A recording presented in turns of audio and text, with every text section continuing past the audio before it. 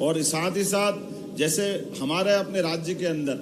खेती के लिए फूड इंडस्ट्री के मामले में रोजगार आधारित उद्योग करने के लिए भाई साहब हमारे राज्य के अंदर अभी हमने इंडस्ट्री पॉलिसी में दो बात की गुंजाइश दी है कि जो मशीन आधारित इंडस्ट्री लग रही है उनका अपना काम है, उनको अपना तरीके से व्यापार कराना है। लेकिन अगर वो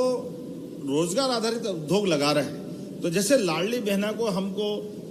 अभी 1500 से लेकर 1500 तक आगे हमको घर बैठे उनको अपनी व्यवस्था से लाभ दिलाना है। हमने कहा इससे बात नहीं बनेगी। जो बहनें लाडली बहना अगर आकर के हमारी इंडस्ट्री में काम करेगी तो उसको 1500 या 3000 नहीं, उसको 5000 रुपया महीना सरकार दिलाएगी ताकि वो रोजगार से जुड़े अपने काम करके आए और बाकी इंडस्ट्रीज देगा। मतलब सरकार 5000 देगी, 8000 हमारा उद्योगपति देगा, तो कुल मिलाकर 12-13 हजार मिलेंगे। लेकिन काम करते करते उसकी जिंदगी में भी अपनी परेशानी का निदान भी रहे, हमको श्रम आधारित लेबर भी मिले। और इसलिए रोजगार आधारित उद्योगों के लिए हम उद्योगों से एमओयू भी कर रहे हैं कि आप अपनी इंडस्ट्री लगाइए और उसकी बहुत बड़ी कीमत वाली भी नहीं, बहुत छोटी। अगर हमने 500 करोड़ से ऊपर वाली मशीन आधारित उद्योगों के लिए हमने कहा कि सब प्रकार की सुविधा देंगे, तो ये 40-50 करोड़ की इंडस्ट्री, 10-20 करोड़ की इंडस्ट्री भी अगर रोजगार परख लगाते हैं तो उसकी आने वाली लेबर,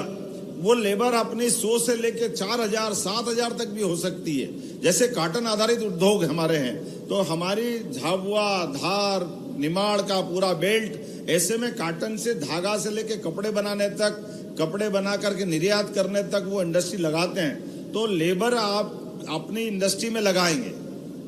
लेबर से आप अपना काम कराएंगे, निर्यात आप करेंगे, जो बाकी व्यवस्था आपकी इंडस्ट्री के माध्यम से आपकी हो सकती वो आप करेंगे। लेकिन आप हमारे राज्य के लोगों को रोजगार दे रहे हैं तो 10 साल तक 5000 रुपया महीना सरकार आपको देगी ताकि आप रोजगार चलाओ।